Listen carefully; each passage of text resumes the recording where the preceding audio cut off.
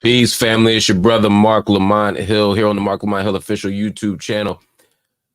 Donald Trump has won the presidential nomination for the Republican Party. No, it's not official. No, it hasn't been more than one primary race that has been won yet. But the Donald won Iowa in such convincing fashion. He dominated the field by so much unprecedented fashion, in fact, that there's absolutely no doubt that Donald Trump will be the Republicans' nominee for the presidency. After destroying the competition in Iowa, Vivek Ramaswamy bowed out, Asa Hutchinson bowed out, and so you're left with Ron DeSantis and Nikki Haley. Neither of whom are formidable at this point. Ron DeSantis is a dead man walking. Nikki Haley has some life and some possibility, but it's not likely that Nikki Haley is going to be the vice presidential choice. If she couldn't win educated Republican voters in conservative Iowa, which was her base, that was a natural base for her, a natural demographic for her, she ain't winning. All of that said, Donald Trump also announced, even before Iowa, even before winning the Iowa caucus, Donald Trump announced that he already knew who his vice president would be. He knows who his running mate is going to be. And so what I'm going to do today is give you my take. I'm going to announce to you, I'm going to reveal to you who Donald Trump is going to choose to be his running mate. I'm going to go through some of the options, and then I'm going to tell you why they're good or not good choices. But ultimately, it doesn't matter whether I think they're a good or bad choice. It matters what Donald Trump thinks. I hate saying that, but it's true in this case. So I'm going to break down the candidates, the potentials, but most importantly, I'm going to tell you who Donald Trump's running mate is going to be. All right?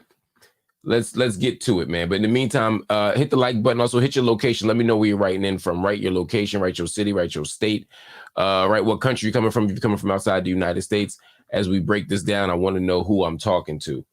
All right, y'all. Let's get to it. So, one name that will absolutely be on the list. One person who people are absolutely going to be talking about, as they should, is Governor Kristi Noem. Kristi Noem, if you don't know, is the governor of South Dakota. And she checks off a lot of boxes for Donald Trump. She is a woman, and a woman running mate is important in general. It's a great thing to have.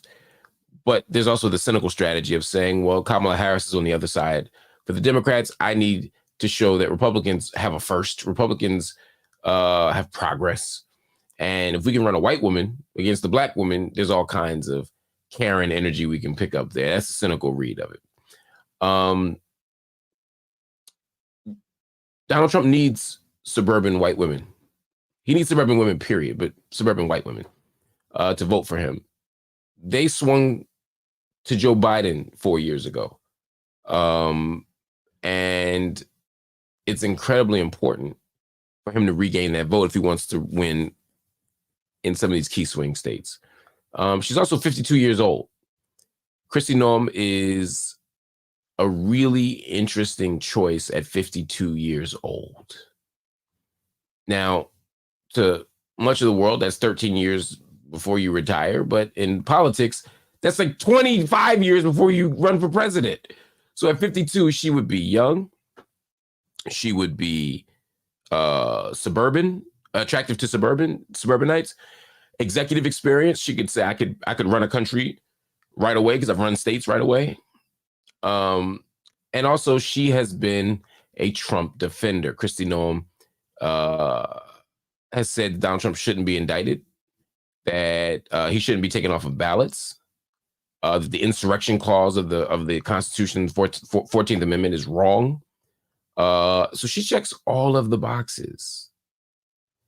And she's willing to do it. She's made it very clear that she's willing to do it. So that's one option, and it's not a bad option. It would be a great option. If I were Donald Trump, I would maybe even make that option. Shout out to you, Mo Abdullah. I appreciate the support and sending much love and support to your family in Sudan. And we'll be talking about Sudan very, very soon. But thank you very, very, very, very much. The next option, keep your comments coming, keep your thoughts coming. I want to know what y'all think. The next option here that I think is important to think about is a bit of a dark horse. Maybe not say a dark horse. She is somebody who you would not have thought of 2 months ago, but now actually kind of makes sense.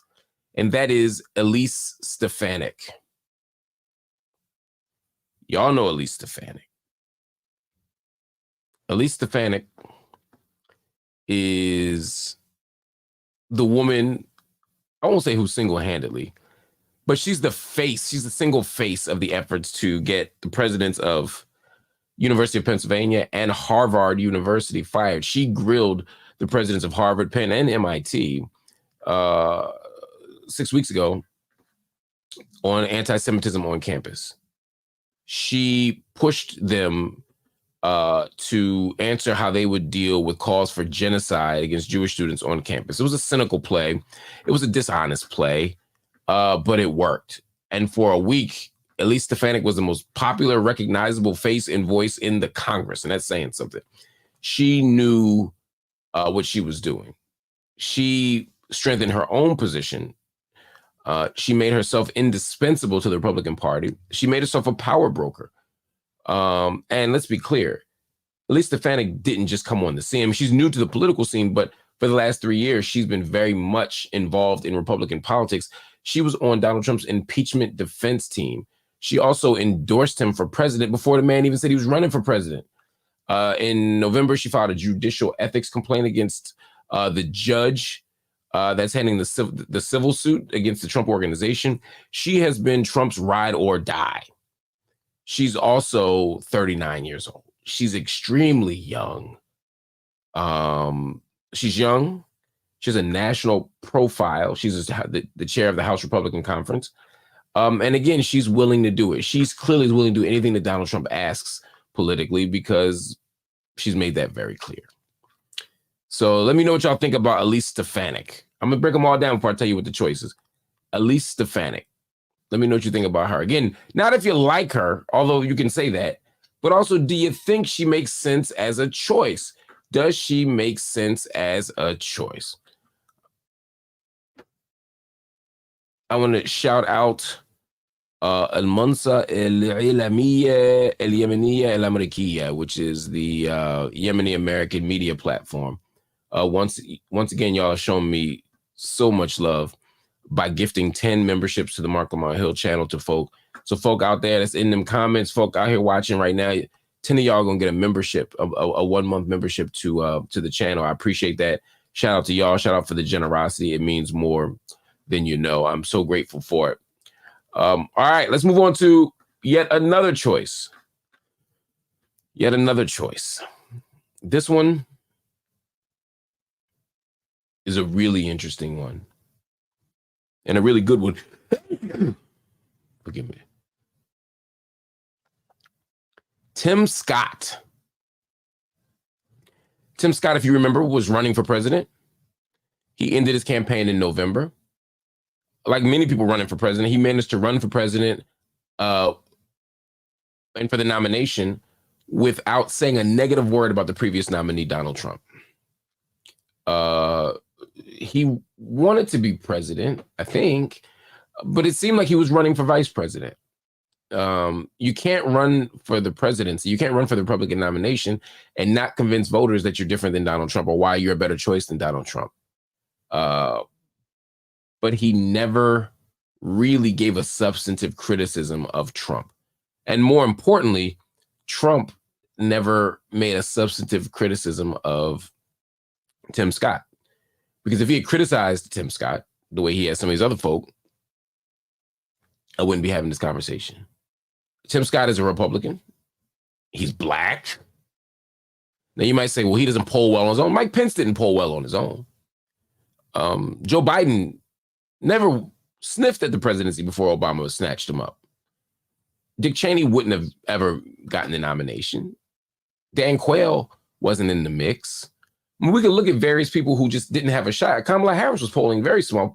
Kamala Harris bowed out of her presidential campaign in 2020 before Biden chose her to be VP. What's my point? My point is you don't have to be polling strong as president to be a good vice presidential choice. You just have to be a good complement. What does Tim Scott offer? Well, he's black. Republicans love to say we're not racist. And what better way to show you're not racist and to feel good about yourselves than to vote for a black person on the ticket for the presidency as the VP?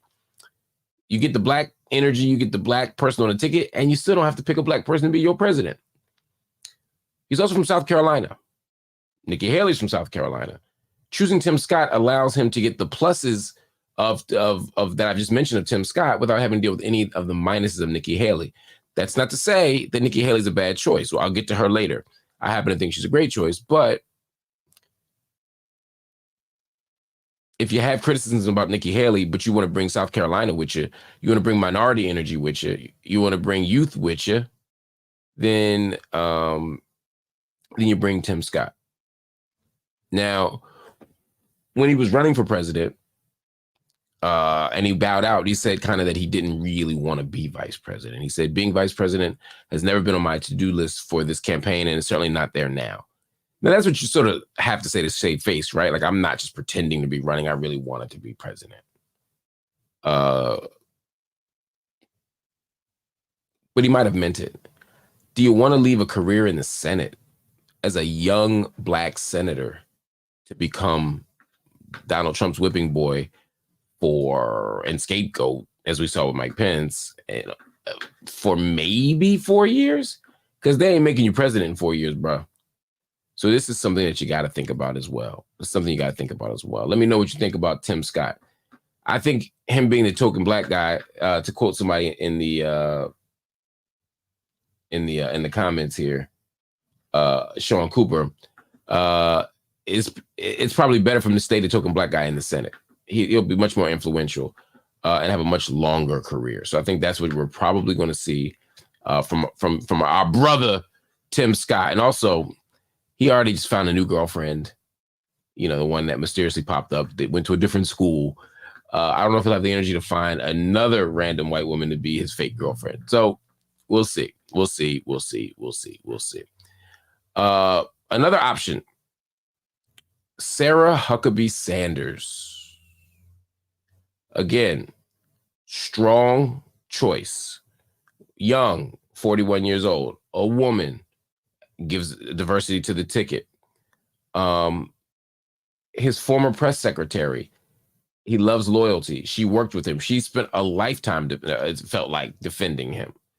So she's defended him. She's also deeply rooted politically, obviously in Arkansas. She's the governor of Arkansas, but she's also deeply connected to her father, Mike Huckabee, who had a powerful run for president, 2 powerful runs for president, including a loss to Trump, if we remember correctly. So Sarah Huckabee Sanders is an interesting choice. Again, governor, Southern state, experience, youth, loyalty. She checks a lot of boxes for Trump. And she's willing to play the background. Last year, she gave the Republican response to the State of the Union address issued by President Biden, of course. She's got the face. She's got the visibility. That's what I mean by face. She people face recognition and visibility. I think she could be something. And I'll tell you why I'm picking these particular people and why I say no. I've told you why I'm saying potential. I'll tell you why they will or won't work. Byron Donalds. Some of you know Byron Donalds. He is one of the 5 black Republicans in Congress. Again, young, 45, a rising star, a big Trump backer. Now, this is important. Byron Donalds is a congressman, a representative from Florida. Even though DeSantis is his governor, he still chose Trump. Choosing Trump over DeSantis from Florida is the kind of thing that gets Donald Trump going. His ego got stroked. He got to see loyalty, which is just fealty. He got to see unwavering support. He got to see all the ass kissing, and you got the Black Republican thing. And again, they asked Byron Donalds if he wanted to be vice president. He said, "Hell yeah." He didn't say hell yeah, but what he said is, "Yeah, I would because I want to do everything possible to get our country on track." And that's a hell of a leap from House of Representatives to vice presidency. Oh yeah, I'm sure he would do it. Another option, Marjorie Taylor Greene, Georgia. Trump's biggest supporter. She campaigns for him. She's relatively young, 49, just like, defending him against all the criminal BS. And she said that she would think about and consider being a vice presidential choice. When they asked her about it last August, she said, "I know I'm on the list and I would definitely consider it." Yo ass would take it in a minute. Knock it off. And another choice, Carrie Lake. She ran for governor with Trump's support. Trump damn near tried to walk her into the governor's mansion in 2022. She lost. She's campaigned for him all the time. They stomped the country together. She doesn't accept the results of Trump's loss. She doesn't accept the results of her own loss, which makes her kind of interesting. She's very popular among the extreme MAGA right. So those are some choices for who could be president. Here's the problem before I tell you who is actually going to be the vice president. Hit the like button if you're ready for me to tell you who's going to be the VP. Hit the like button if you're ready for me to tell you who's going to be the VP. I'm about to tell y'all, but let me just break down real quick who not or why they not. We getting there, y'all. Kristi Noem is great. She would be an excellent choice out of South Dakota. In many ways, she'd be the strongest choice. She would be the most reasonable choice. I think the problem is Donald Trump is not going to choose someone that competent. He's not going to choose someone that competent, number one. Number two, he's not going to choose someone who doesn't add to his legacy. And I think for him, that's going to be not just adding a woman, but maybe adding someone of color. Elise Stefanik is great. I just think she's too green. Great. Let me say, when I say she's great, I mean, I think she's great for him. I just think she's too green. I don't think she adds enough to the ticket, particularly coming out of New York. Tim Scott is a very, very, very, very, very interesting choice. He would be in the top 2 or 3 for me in terms of who Donald Trump would choose. I just don't know if he's the kind of Black person that gets Black people to vote. And if you're being cynical and you're going to choose a Black person, I don't know if that's the Black you pick. He just doesn't seem to resonate with Black people. And the whole girlfriend weird scandal thing, not scandal, but questions, which I think are unfair, homophobic, and problematic. It's none of our business who he dates or why. But that kind of stuff is going to raise enough of a doubt that it's not going to be worth the trouble. Sarah Huckabee Sanders, I think, is a strong choice. I just think she's got a lot to do in Arkansas, and I don't think that's her. I don't think she'd want to be vice president right now. And I think it's a bit of a leap from press secretary to vice president. That's going to seem like a leap, even though she's a governor and fully capable and fully fully deserving of the option, just like every other governor. I don't want to make her standard different because she's a woman, but I think the country's going to have a different standard. And I think he's going to calculate that. Representative Byron Donalds is too green. I just don't think he has enough gravitas or experience to make that make sense. Marjorie Taylor Greene is too controversial and too hated, and she's one of the few people that will actually mobilize the left to come out and vote even more. She would be a turnoff. Carrie Lake doesn't win anything, and Trump hates losers. He hates losers. Ron DeSantis would make all the sense in the world. It's like Hulk Hogan and the Ultimate Warrior. I mean, it would be a great choice. Ron DeSantis would be an excellent choice. Why not choose Ron DeSantis? He's from Florida. He brings a state. He's got the right politics. Well, the problem is Donald Trump saw him as a threat a long time ago, and he's decided that that's his enemy. And Donald Trump's ego is too big to choose Ron DeSantis. If I were Donald Trump and I wanted to win the presidency, I would choose Ron DeSantis. But he ain't got good sense, and he's not going to make that choice. So no, it won't be Ron DeSantis. Vivek Ramaswamy. He's young, he's energetic, but here's the problem. He's annoying as hell. Nobody actually likes Vivek Ramaswamy. Even Republicans don't like him.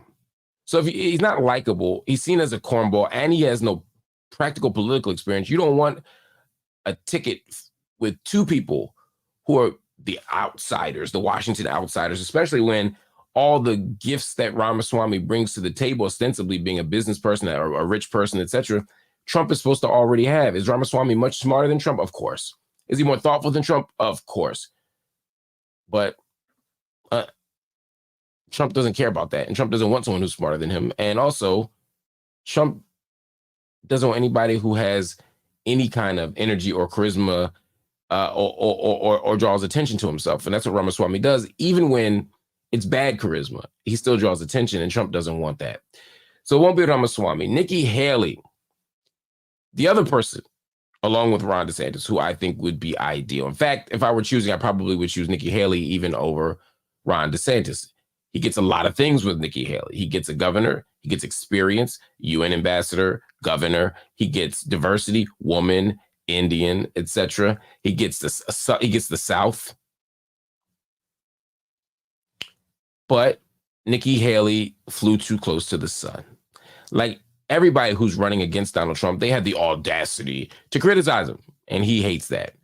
When Donald Trump ran an ad, or he didn't run an ad, forgive me, when Donald Trump posted on his Truth Social site a repost of somebody questioning Nikki Haley's citizenship status, I knew it was over then. Nikki Haley didn't fire back. She didn't clap back because she doesn't want to remind people that she's not white, and because she wants to be in Donald Trump's good graces. But on both counts, she failed. And it's not her fault. Nikki Haley is more talented than Donald Trump, smarter than Donald Trump, more experienced than Donald Trump, more reasonable than Donald Trump. She would make a better president than Donald Trump. I wouldn't choose any of these people, but she would be better than Donald Trump. And that's all the reasons why Donald Trump will never choose Nikki Haley. So who's left, Marc Lamont Hill? Who is left, Marc Lamont Hill? I'm going to give you the answer right now. You ready? The person who I believe Donald Trump is going to choose for his vice president is Ben Carson. Ben Carson. Ben Carson. You may say, why would he choose Ben Carson? Well, Donald Trump wants loyalty. Ben Carson's been loyal. He just campaigned for him in Iowa. He's tweeting about him. He's doing all the things you do when you want somebody to choose you as a VP. Now, he says he's doing it just because that's his friend and he loves Donald Trump. Could be true. Could be not. Who's to say? But what I know for sure is he's done all the things you do when you want to be president and when you want to be vice president. So he checks off the loyalty box for Donald Trump. And for Donald Trump, loyalty means unquestioned allegiance even when you're messing up. Ali Khabar says, keep up the good work and let's show our man some appreciation. Thank you, my brother. 100% Ben Carson. You agree with me on the Ben Carson tip. Thank you, Ali. Thank you. Again, I'm not saying we should be choosing these people. I'm just telling you what Donald Trump is going to do. I'm just telling you what the man going to do. So Ben Carson does that. Ben Carson, 8 years ago, would have been impossible because he didn't have enough experience. He was running for president. That's one thing. But if you're running for president with no experience, you don't choose a VP with no experience. So he couldn't have done it before. But now Ben Carson can say, hey, look, I had a cabinet position. I was a secretary. I was secretary of HUD. So Ben Carson brings experience. He brings white DC experience he can speak to. Ben Carson is black. And although any black person stands close to Donald Trump is going to be looked at skeptically by black folk, Ben Carson still has some lingering appreciation and respect in the black community for being such an extraordinary surgeon, for having those gifted hands, for being talented and smart, and someone for years that people actually admired in our community. So he's got that. Ben Carson lacks charisma. Donald Trump doesn't want someone with too much charisma. He wants someone who will allow him to take all the oxygen out of the room.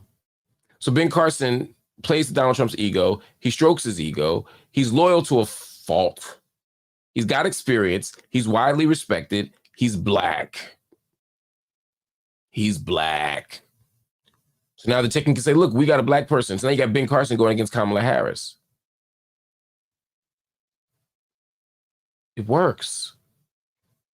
I know y'all don't like it, but it works. It works. It works. Ben Carson is a great choice if you're Donald Trump. Somebody said Ben Carson is old. Trump only has one term left. They need someone for 2028. That is true, but here's the point. This is why it works. Donald Trump doesn't want a vice president. Donald Trump does not want a vice president. We'll say it one more time. Donald Trump does not want a vice president who's going to be president in 4 years. He doesn't want someone who's going to be getting that much attention in the last 2 years of the presidency when he's a lame duck president. And the party, frankly, doesn't want somebody who is going to be running. They want, it's very similar to what Dick Cheney did under George W. Bush. They want somebody whose only job is to support the president and to rebuild, i.e. undo what Joe Biden did. That's what they want. They don't want somebody. So if you want to be president in 2028, either with a Trump victory or not, you don't want to stand next to Donald Trump right now. That's the other thing. If Donald Trump's candidacy and campaign implodes, which it could end up in a loss. It could end up in court. It could end up in jail. Who knows? You don't want to stand next to him because then you're tarnished forever. Mike Pence will never be able to take off the stench of Donald Trump. He can't get the stench of Donald Trump off of him. He can't. So even though Trump sold him out, abandoned him, literally left him to die allegedly, it doesn't matter. He's still connected to Trump. So if you are serious about 2028 on your own, you don't want to be Trump's VP. Ben Carson ain't never going to be president. So it makes sense. It doesn't make sense for DeSantis. Doesn't make sense for Nikki Haley. Doesn't make sense for Sarah Huckabee Sanders. Doesn't make sense for Carrie Lake ain't never going to be nothing. But Kristi Noem, it doesn't make sense for Kristi Noem. So this makes sense. Ben's got zero riz. Again, I agree. No riz in the building. He don't need no riz. Trump doesn't want anybody with riz, i.e. charisma. He wants all of that for himself. So it is perfect. And as Ali says, Trump can control Carson. He helps the black with the black vote. It's exactly right. He knows that Ben is going to do exactly what he tells him to do with no problem. It is the perfect matchup. So anyway, I don't know what y'all think. I don't know if y'all agree or disagree. Hit the like button if you feel what I'm saying. Hit the like button if you agree with me. But I think it's going to be Ben Carson. All right, family. That's about it. I've got to run, but I wanted to drop that. In there for you. Hit the like button if you feel me. Also hit the subscribe button here on the channel. If this is your first time here, hit the subscribe button. Hit that little bell to get notifications for when we put new stuff up. If it's not your first time and you still haven't subscribed, do it now. It's time. It's how we build the platform. And of course, if you're so inclined, you can support the channel financially by hitting the join button and becoming a Marc Lamont Hill official YouTube channel member. And you can also donate directly through Cash App. You hit MLHTV, that's $MLHTV, and you become a direct financial donor to the channel without YouTube taking any money out. And what that allows us to do is build the channel, expand the platform, add more voices, add more technology, add more content every single day. Anyway, I want to thank y'all for watching. I appreciate y'all. I love y'all. Peace.